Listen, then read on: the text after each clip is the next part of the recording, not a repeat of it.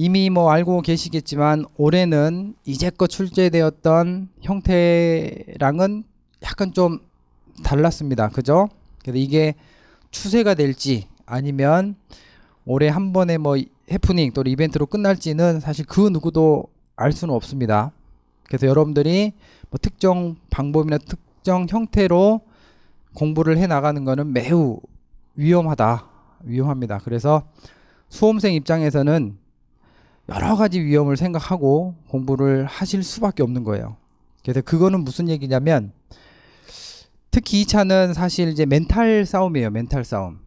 그거는 내가 열심히 하지 아니하고 또는 내가 약간의 뭐 찝찝함이 있는 상태에서 시험장에 들어가게 되면 그게 여지없이 좀 데미지를 일으킨다는 얘기죠. 그거에 대한 가장 대표적인 큰 그 데미지가 뭐냐면 그러니까 특정 부분을 버리는 거예요. 예를 들면 과목을 예를 들면 전략 과목을 설정을 해가지고 야 뭐 예를 들면 관세법 할 시간에 무역실무를 전략 과목으로 삼아야지라고 해서 관세법을 소홀히 하고 무역실무를 전략 과목으로 삼았어요. 그래서 엄청나게 남들보다 훨씬 더 깊이 있는 공부를 했는데 그해 시험에 예를 들면 무역실무가 소위 말해서 뒤통수 치는 그런 과목으로 이렇게 딱 세팅이 됐다라고 하면 어때요?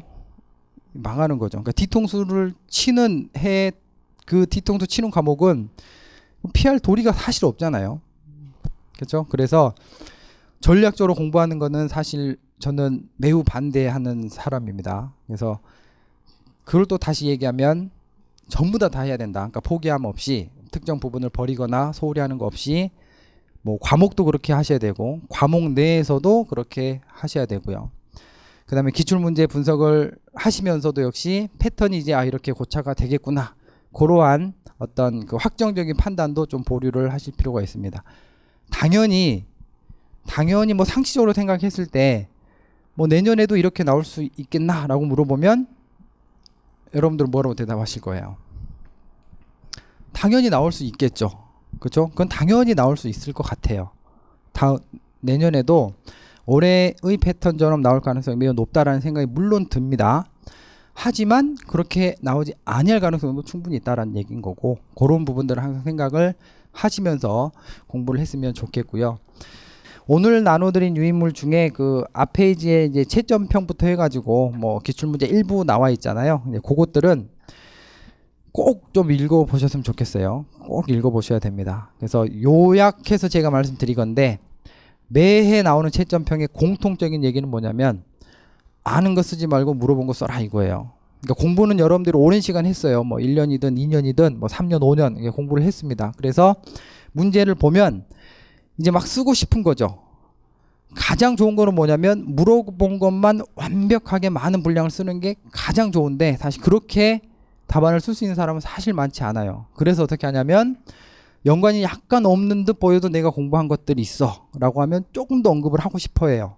그래서 그런 것들을 막 쓰다 보면 답안 연습을 해보면 알겠지만 조금만 펜대를 굴리면 4줄 5줄 금방 넘어가요. 별말 아니어도 그냥 조금만 글 쓰면 4줄 5줄 금방 넘어가고 그런 것들이 그냥 두어 번만 돼버리면 전혀 문제랑 상관없는 내용들이 뭐 반 페이지 또는 한 페이지까지 이렇게 나와버리거든요. 채점하는 사람 입장에서 읽어보면 나는 분명히 A를 물었는데 이 사람은 A에서부터 시작을 하다가 갑자기 뜬금없이 다른 내용을 상당히 많이 써버리게 되는 거예요. 그게 제일 안타까운 거예요. 왜냐하면 그 수험생은 공부를 상당히 했기 때문에 그런 내용을 알고 있고 그런 내용들을 쓸 수 있을 만큼 준비를 한 거예요. 근데 안 써도 되는 것들을 괜히 오버해가지고 물어보지 아니한 내용을 상당한 분량을 써서 그게 소위 말해 오해를 받는 거죠. 내가 물어본 건 A인데 왜 이 친구는 B를 많이 썼지? 이렇게. 그래서 채점평에 매해 등장하는 게 그 내용이에요. 물어본 논점과 또는 논의와 상관없는 내용에 대해서 많은 양을 기술을 한 것들이 뭐 아쉽다라고 하는 거. 그 다음에 또 하나는 뭐냐면 반복적으로 또 언급되는 게 뭐냐면 천편일률적으로 또는 동일한 내용을 그냥 쓰고 있다. 여러 수험생들이 이런 내용이에요. 근데 그거는 어찌 보면 사실 너무나 당연한 얘기잖아요. 우리 수험생이 접할 수 있는 정보 또는 자료라고 하는 것들은 당연히 뭐 이런 교재를 비롯해서 저희들이 이렇게 편저한 그런 기본서들을 가지고 공부를 하시잖아요. 그러니까 그런 것들을 답안에 옮기면 당연히 거의 내용이 동일할 거 아니에요. 동일한데 약간의 이제 요령이 필요하다라는 얘기인 거죠. 그러니까 어차피 그 내용이긴 하지만 출제자가 물어본 대로 약간 방향을 틀어서 물어본 형식대로 이렇게 써주려고 노력을 하다 보면 그게 남들을 그냥 얘도 외워서 썼고 쟤도 외워서 썼어 이런 느낌이 안 든 답안이 나온다는 얘기예요. 약간 이해가 안 되시겠지만 그거는 이제 답안을 써 보시면 알아요. 그래서 그런 것들을 하나 신경을 좀 쓰시자는 얘기고요. 또 하나는 뭐냐면 그 뭐 규범이나 규칙을 활용해서 쓰세요라고 하는 문제가 많이 나오잖아요. 또 그런 게 어찌 보면 아마도 당분간은 추세가 되겠죠.